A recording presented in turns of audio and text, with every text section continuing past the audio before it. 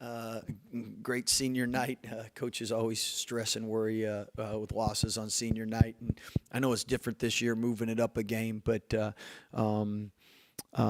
time-wise, it allowed a lot of parents to be able to be here with an earlier game. And with that, I thought first half the free throw coach was fired, shooting coach was fired. But the great thing is defensively.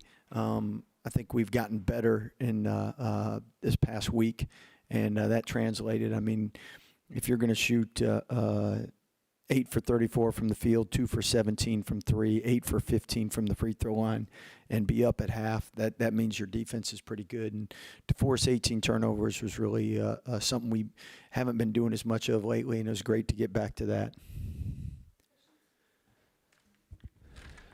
Good thing this one didn't start at 9. We'd be here till 2 a.m. Yeah, although we're used to the 2 a.m.s. 12-0 run in the second half, and Jeremy had like 8 of those 12, couple threes.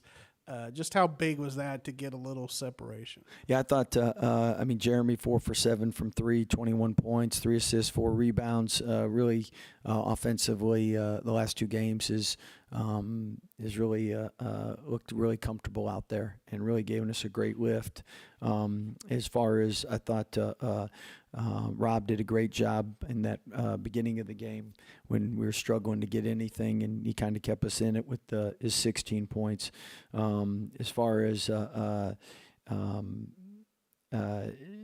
Oklahoma State's really good at causing turnovers. They caused 15, and they're really good at pressuring the ball, and that just we didn't have as many live ball turnovers as they sometimes create, and that allowed us to be able to have that lead in the first half. Second half with that run, let's give Marino a lot of credit too. I thought he did a great job, and things don't show up in the stat sheet. Running the floor, getting to the rim, 2 possessions, great Congo screen on another one. A lot of plays that translate. I wish he'd have made that bucket, because I knew them free throws would probably be tough for him because he hadn't shot many this year. Scott, you talked about the first half shooting struggles. What kind of got y'all through that? Because, it looked like everything was tough. I thought we really had some good looks, but geez. If I'd have been a lot more concerned if we didn't have any good looks. But I think we've been a second half team most of the year, and to have the lead and shoot that poor, I didn't think we would shoot that poor again. And again, credit Oklahoma State's defense for causing turnovers, but if you don't turn it over, usually you can get some pretty good looks, and we got some. And then second half, I think that was 56-46. The only thing was free throws. I mean, you don't expect I don't know when the last time VJ's ever been 6 for 11. Rob struggled. I mean, those guys did a great job getting to the line, but normally they're 78, or VJ was 84 going into the game, or 88 in conference. Obviously, y'all are undersized without Josh, but to see 16 offensive rebounds, you pretty happy with that? Yeah, I thought Cincinnati we really rebounded well. Here we rebounded well, and the guys deserve a lot of credit for that because they're giving up a lot of pounds, a lot of inches. Has there been more of a concerted strategy since Josh went out to crash the offensive boards? Most definitely, yeah, especially after our first 2-3 games without him, because you don't get those. And we were really ahead till the end with the second chance points. It was like 14-2 or something. That really helped us. Rob seemed to sort of be the only thing working offensively early in the game. Yeah. How valuable was it to have somebody like that?